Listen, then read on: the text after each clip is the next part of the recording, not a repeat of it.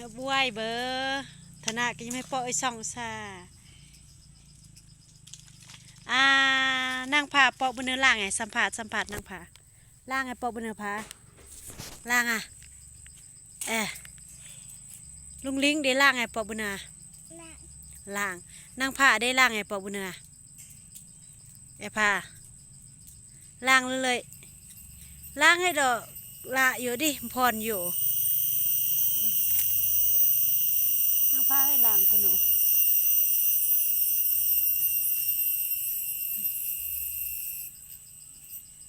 เด้อมวยเด้อมวยเด้อมวยกำนี่โอ้ผลบนสุดตะแม่ระวังมวยกำเด้อ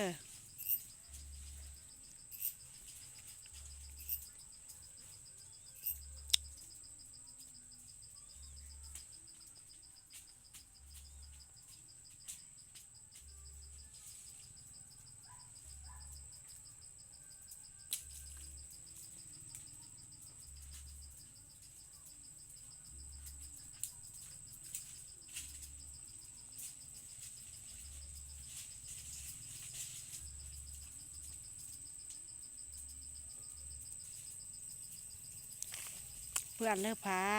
มาเจอแต่ไรคงอะไรเลยนี่โอ้ยมวยตัวบักใหญ่หนึ่งกำลังไอเลยเผาตอกเด้อมวยสิกรรมเด้อเย่นะเด้เย่มวยแปลว่ายุ่งกุยเอาหมามเน่งเรามากำแต่ว่าเนาะ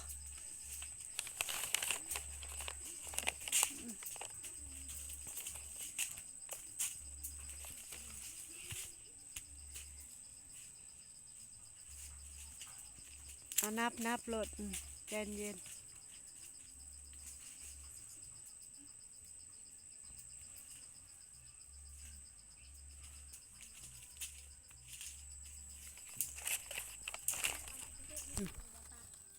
เอารถ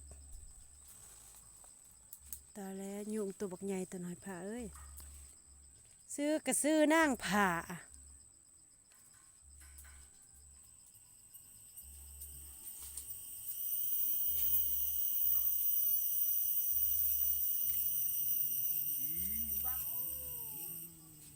จะเตย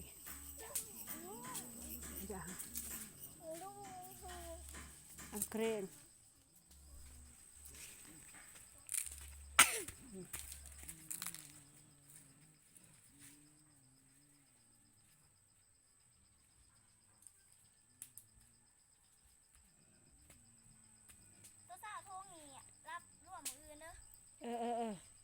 เอาจำนวนเต็มก่อนเออ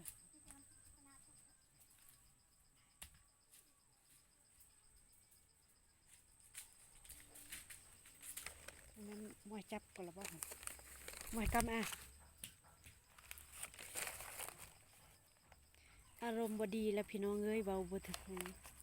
ถ้าว่าเพิ่นขี้ไล่หรือเครียดเพิ่นดื้อแล้วเครียดแม่นบ่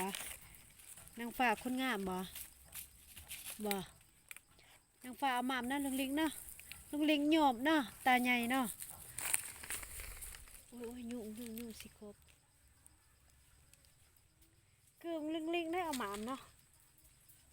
แหละจะเอาหม่ำก็โนกึ่งลุงลิงเอาหม่ำ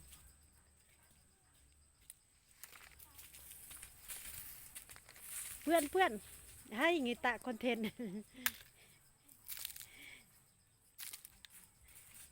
มาปวดยุงลายขนาดลูกใส่อำเกรงสิไปจาบุเพก็ไปจักเด้แต่งไปจาบุเพไปจัก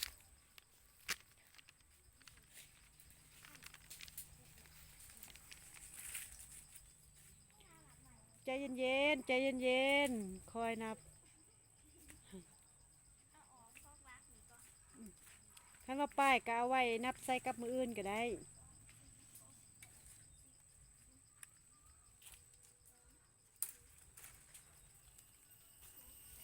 มอยไปจักเบิ้งมอยเนี่ยมอยครบค่าสันนี่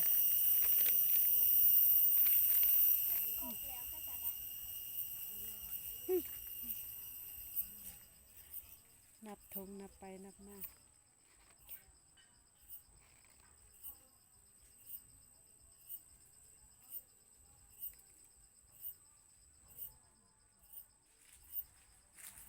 น้อยๆบางผ่าค่อยน้อยๆอ่ะ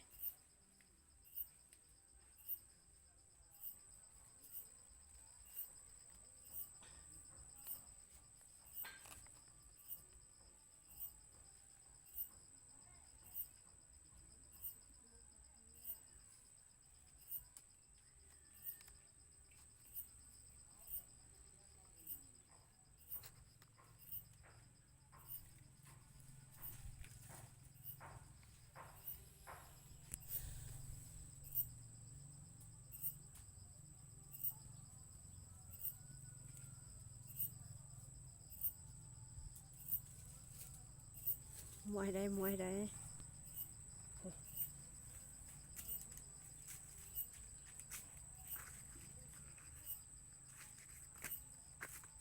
ก่อย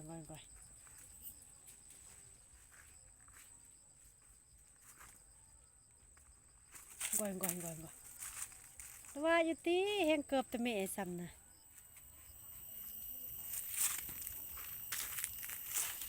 ห้องไง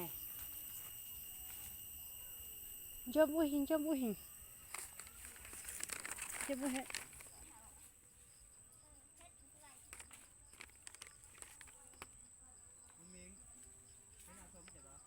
เอาโมหามาโมดอกสันจองกูก็เลยห้อยอัดมันไม่ได้ยิมบาดอกแต่ว่าแต่มาเบิ่งเด้ออัดเบิ่ง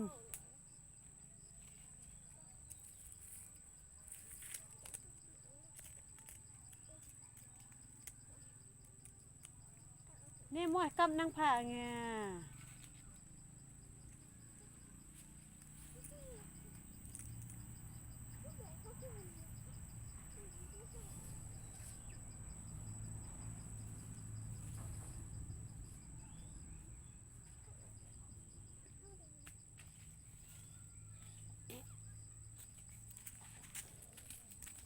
เฮ้ยเป็นแนวลุงลิงพอได้เฮ้ย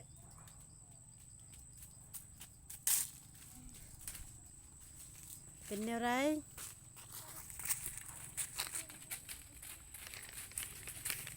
แน่ระวายตีลูกแอมตี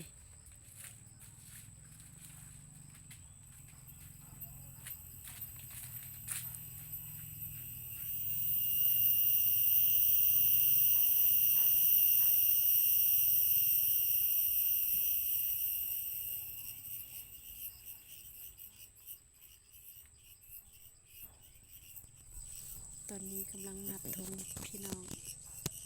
เพราะว่าไม้แล้วจะกาเบียน